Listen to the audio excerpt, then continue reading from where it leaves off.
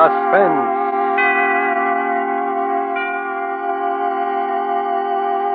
Tonight, Roma Wines bring you Mr. George Murphy as star of Death on Highway 99, a suspense play produced, edited, and directed for Roma Wines by William Spear. Suspense, radio's outstanding theater of thrills, is presented for your enjoyment by Roma Wines. That's R-O-M-A, Roma Wines. Those excellent California wines that can add so much pleasantness to the way you live, to your happiness in entertaining guests, to your enjoyment of everyday meals. Yes, right now a glassful would be very pleasant, as Roma Wines bring you Mr. George Murphy in a remarkable tale of Suspense.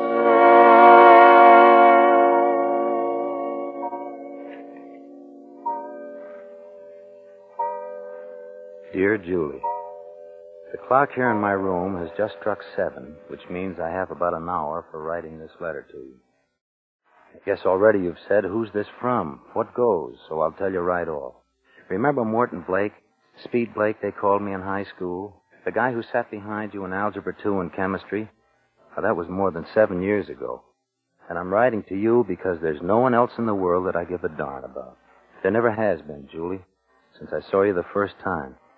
Well, I sure had other plans about you, and that's probably a surprise, too, because I never had the nerve to let you know I was alive before. But as it is with me now, this letter is all you'll ever know.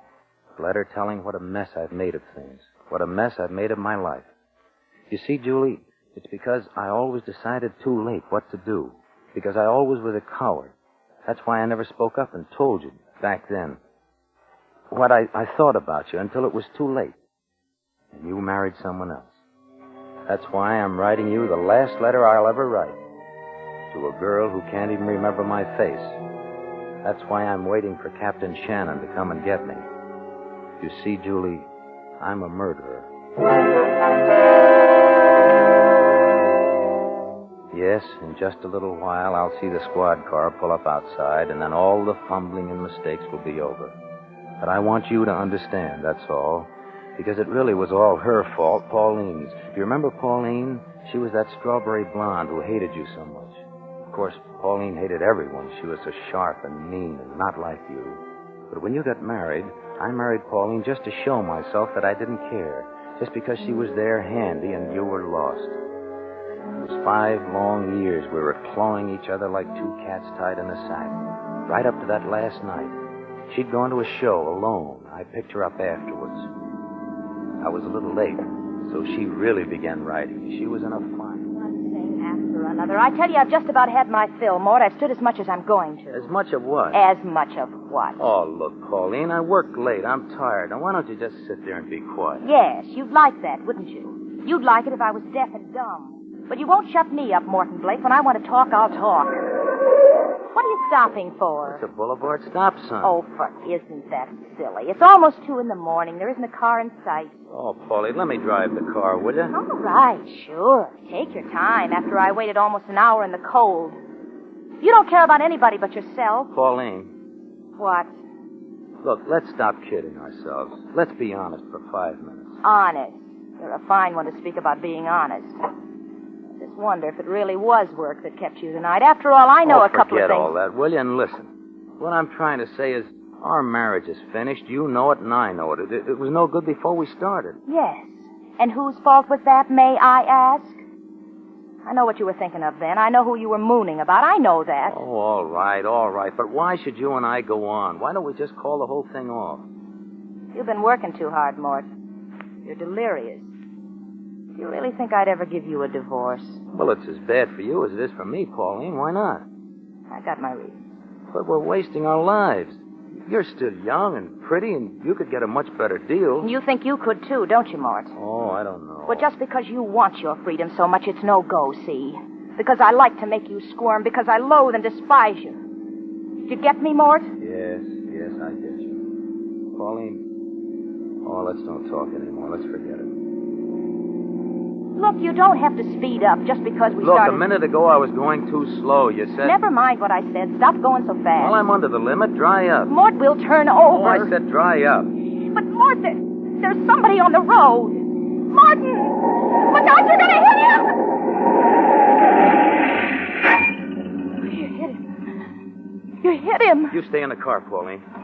Don't go, Mort. Maybe he's dead. Maybe. Just stay where you are. He's moving. Hey, mister. Mister, can you hear me? Okay. Not your fault. Couldn't see me in the dark. Now, don't try to talk. Here, just hang on to me. I'll get you into the car. Good. Now, you're on your feet. Who are you, mister? Name Haggerty. Okay, Mr. Haggerty. Take it easy now, and I'll take you to a doctor. Doctor, quickly. Quick. He's passed out. Pauline, open the back door. Is he He's dead? alive. He's alive. Here. There now, if we hurry. We've got to get him to the hospital right away. Well, there's the result of your temper, Mort. My temper? Well, you know it wasn't my fault. He jumped right in front of the wheel.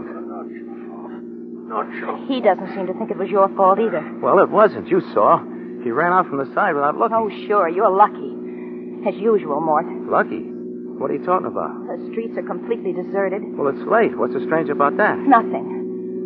There weren't any witnesses. Well, that's right. No witnesses except him and you. Yes. That's right. Him and me. What's your hurry, Morton? What's my... Well, I've got to get him to a hospital. He may be dying. No, Mort, he's not dying. You don't have to hurry. He's dead. He's dead. She said it just like that. Like she was handing me a birthday present. I pulled the car to the curb and got into the back seat. The old man was sprawled across the cushions, his head twisted back. When I put my face down, there wasn't a whisper of any breathing on my cheek. I slipped my hand inside his coat, still as stone, not a flicker from his heart. I crawled back under the wheel and sat there thinking. Mort, Yeah, you know what you've done? yeah, he's dead. That means you're guilty of... What is it, Mort? Murder? No, it's not murder. Or manslaughter? And even manslaughter will mean prison. Won't it, Mort? Huh? I said manslaughter will mean prison, won't it? Prison? No, it wasn't my fault. You heard him say so. Yeah. If I testify that I heard, then you'll get off. Is that it? Why? Well, you'll have to testify, or else what, Morton? Or else I'll be sent up. There weren't any other witnesses. That's right, Morton. Hey, what are you trying to tell me? Mort, you must have imagined that poor man said it wasn't your fault. What? Because I didn't hear him say a thing. You're lying. You're lying, Pauline. You heard him. As soon as I put him in the car, he said it's not your fault. Can you prove it, Mort? Can I prove? This is what I've wanted, Morton. I'll have my freedom, but you won't have yours. You'll be that jailbird Speed Blake. And you'll have years and years and years to think about the other girls you used to know. Won't you, Mort? I looked at her. She had a thin smile on her lips. I got a crawling feeling at the back of my neck. I held onto the wheel so tight my knuckles began to ache. Well, Morton, what are you waiting for? What was I waiting for? What had I always waited for? Well, Morton. I began to think of something. A line my beloved wife's ran through my brain. No witnesses. There were no witnesses. Why, wait, Mort. Be a man. No witnesses. There were no witnesses. I could dump the old man's body somewhere on the edge of town and no one would be the wiser. No one but Pauline. But what if there was no Pauline?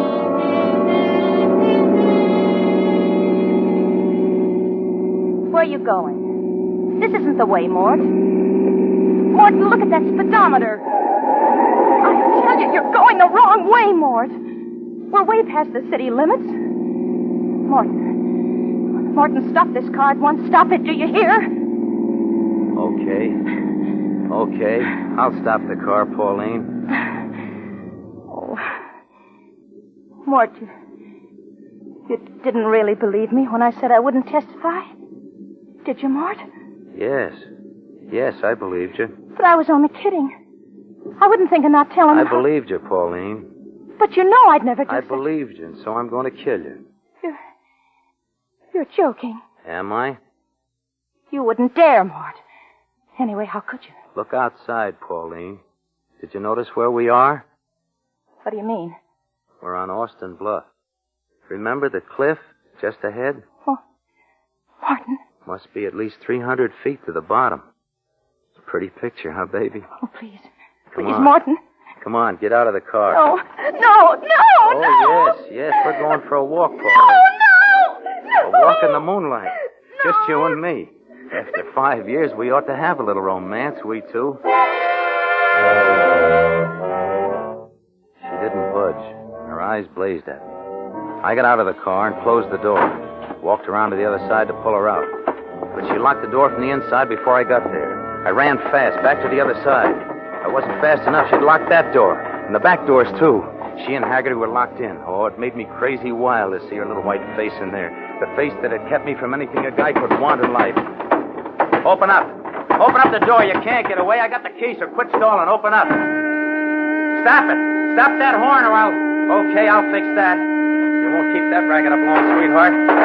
Let's see now. Which is it? There. Got him. You see, Pauline? You'd be smart to come out and get it over with. I pressed my face against the glass. She was crouched down in the front seat. Her eyes watched every move I made. She was trapped and she knew it. I could see Haggerty in the back seat, his head still twisted back. His eyes were shut and his sprawled old body had a look of pain and surprise. Even wild like I was, I felt bad about him, but I had to hurry. Pauline was fooling with the lights, flashing them on and off. I fell around on the ground and I found a good solid rock. I picked it up and I showed it to her. Open up. This is your last chance or I smash the window. Okay, whatever you say, baby. Here we go. No!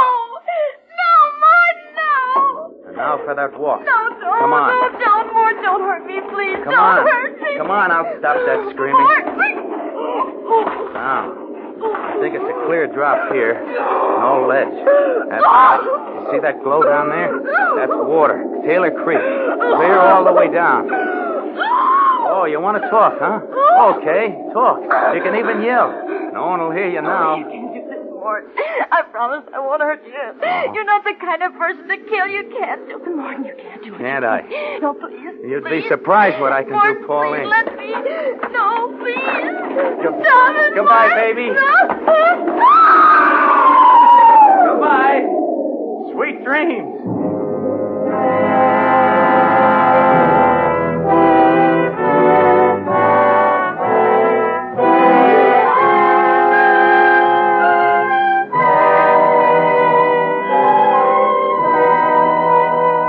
For Suspense, Roma Wines are bringing you as star Mr. George Murphy in Death on Highway 99 by Larry Marcus and Robert Light. Roma Wines' presentation tonight in radio's outstanding theater of thrills, Suspense.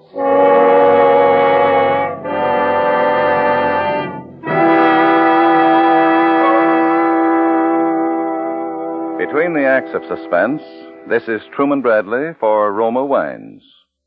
Evening is the mellow time of the day, and the time for a mellow wine, a pleasureful wine like Roma California Port. Says famed hostess Elsa Maxwell, at night after dinner, relax in the living room and enjoy a glass of delicious Roma Port, served cool. I find Roma Port is delightful, too, with sandwiches or snacks. Yes, red Roma Port is rich and fruity, a proud and gracious wine in a family of great wines. Like all Roma wines, Roma Port is the happy result of carefully selected grapes, gathered at flavor fullness in California's finest vineyards, gently pressed to capture natural goodness. Then by a process as slow and as old as time, brought to magnificent liquid perfection by the unhurried care of Roma's ancient winemaking skill. And finally, bottled at the wineries in California. All Roma wines are true wines, unvaryingly good always, and so inexpensive, too. Remember, because of uniformly fine quality at reasonable cost, more Americans enjoy Roma than any other wine. Always ask for Roma, R-O-M-A, Roma wines. And now Roma Wines bring back to our Hollywood soundstage George Murphy as Morton Blake in Death on Highway 99, a play well calculated to keep you in suspense.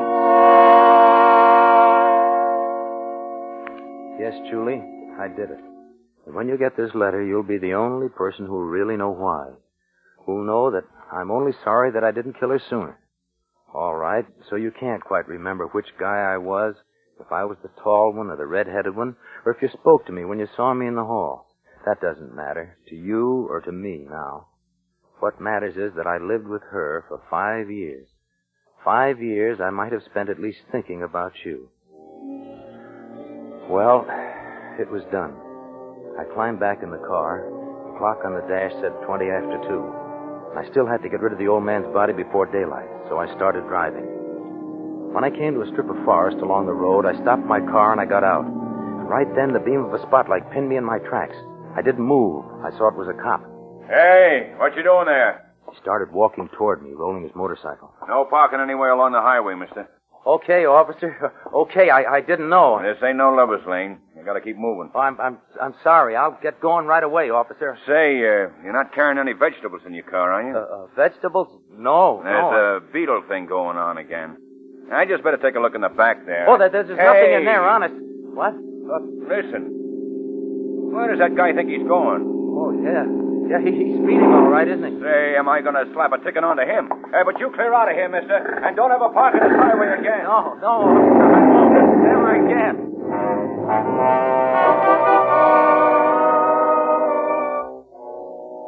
So I took another road and got back on Highway 99. By then, I felt jittery. I smoked one cigarette after another, and the sweat was rolling down my face. I found another spot, and this time I made sure I was alone. Then I parked the car, and I opened the back door. I reached in for Haggerty's body. He was still limp and warm, and really, I was sorry about him. You see, that proves I wasn't the killer. That proves it was her fault, Pauline. And if she hadn't been like she was, I never would have killed. Not anyone. Well, I got the old man out onto the road, and I left him there.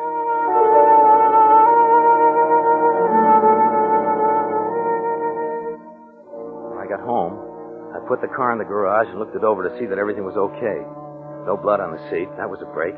The window was broken, of course, but I could fix that. There was mud on the tires, so I got out the garden hose and washed them down. Then I went into the house. I was pretty nervous. I knew I'd have to be on my toes for the next 3 or 4 days, so I took a couple of sleeping pills. They did the trick. I was asleep the minute my head hit the pillow.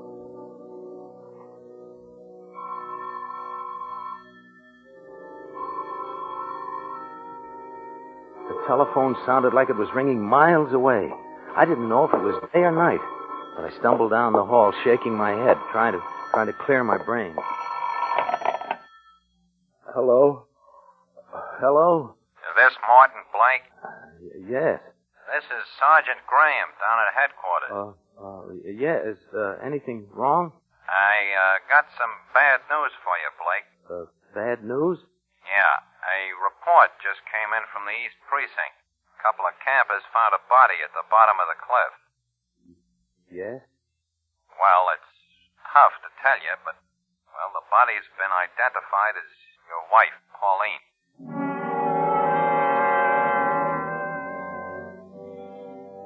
It looked like an accident. They didn't suspect a thing. I was in the clear. The sleeping pills were still working. I wanted to go back to bed, but I didn't dare. I had to get down to that morgue right away to identify what was left of Pauline. I thought that might throw me, but I was as cold as steel when they took me in to see her. They were watching me, so I pulled an act.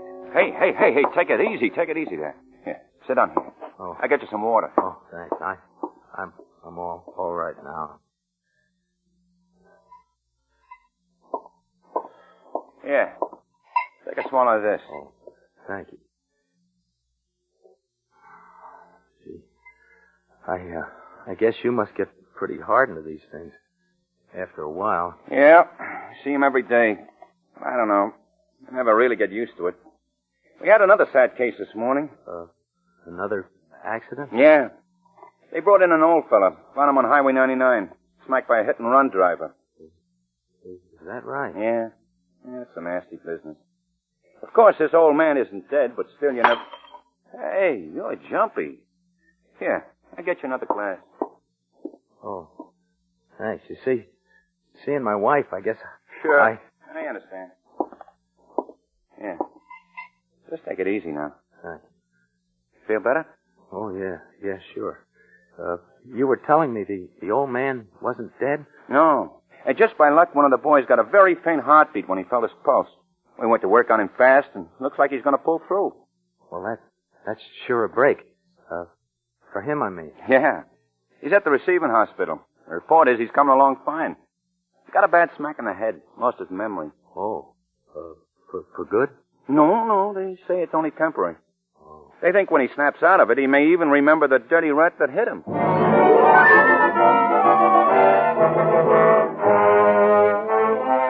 Haggerty was alive. Alive. Well, of course, I should have been glad. The poor old guy had never done anything to me. But I couldn't think that way then. Haggerty was alive, and he'd remember me. And he'd remember Pauline was with me. I almost gave up. I almost shouted, all right, I did it. I killed my wife. But something kept me fighting.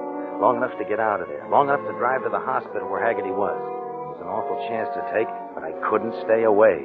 I was just walking up to the desk to find out his room number. Blake. Aren't you Morton Blake? Yes, I am. I'm Captain Shannon from headquarters. I just saw you down at the morgue. Oh, yes, I didn't remember. Yeah, well, can't tell you how sorry I am about your wife. Oh, thank you very much, Captain. Funny running into you here. Yes, I thought I'd find out if I could get a room and take a rest for a few days. I feel pretty well shot. Yes, I can imagine.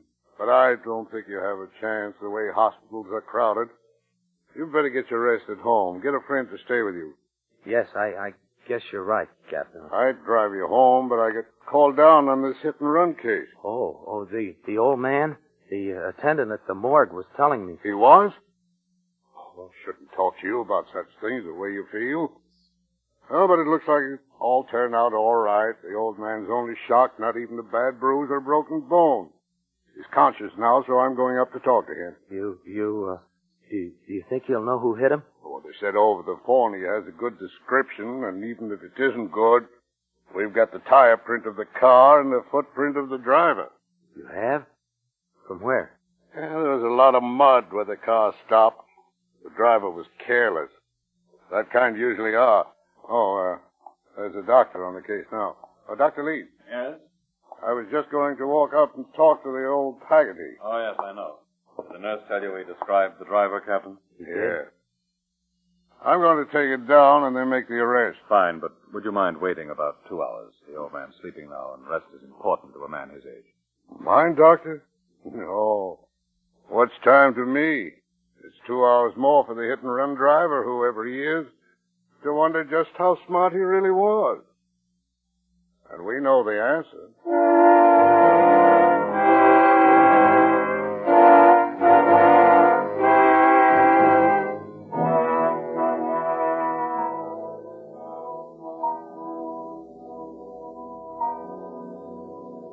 So, Julie, I'm waiting now.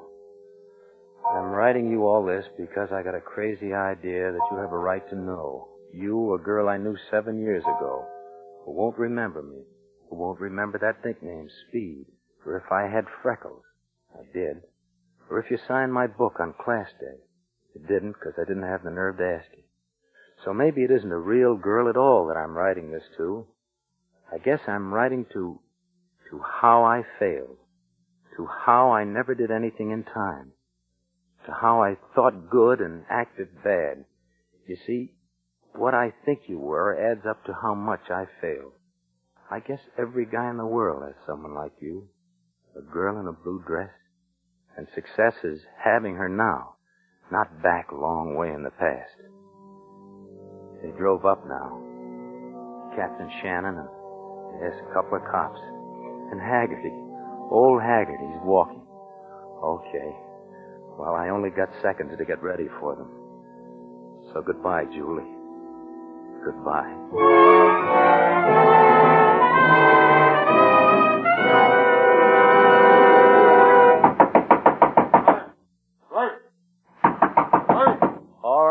All right, you can come in.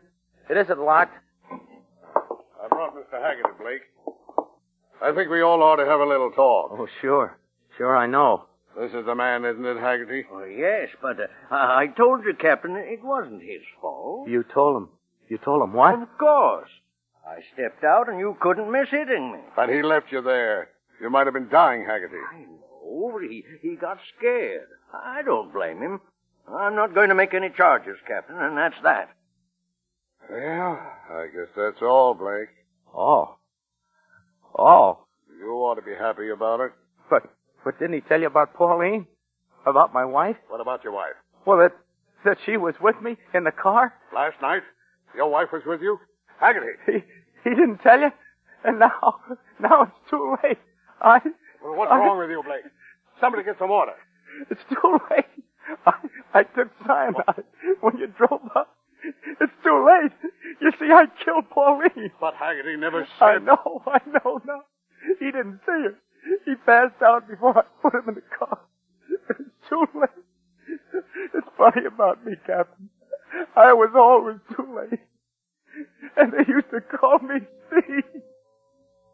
Oh, Speed Blake.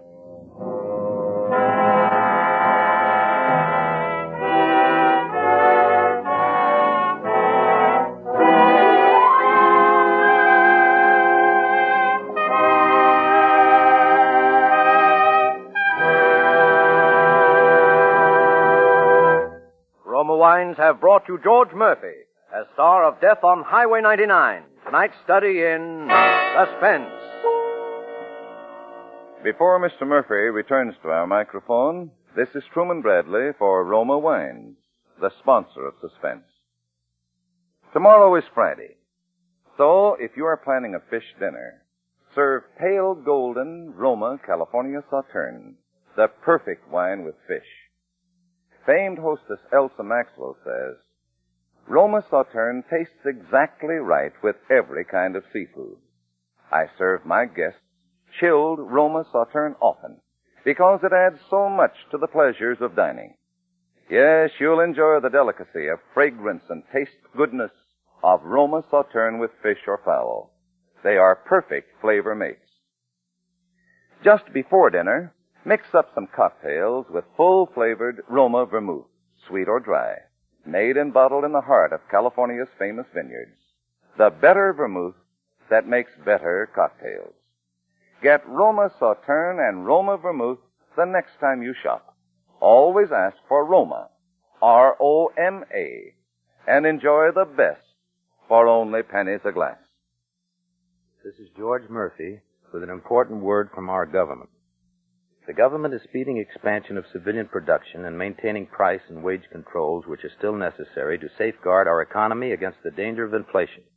You can help by spending sensibly, cooperating with price and rationing controls still in effect, holding out of your war bonds, and continuing to save for the future by buying as many victory bonds as you can afford. George Murphy appeared through the courtesy of Metro Goldwyn Mayer. Producers of our vines have tender grapes. Next Thursday, you will hear Mr. Joseph Cotton as star of Suspense, radio's outstanding theater of thrills.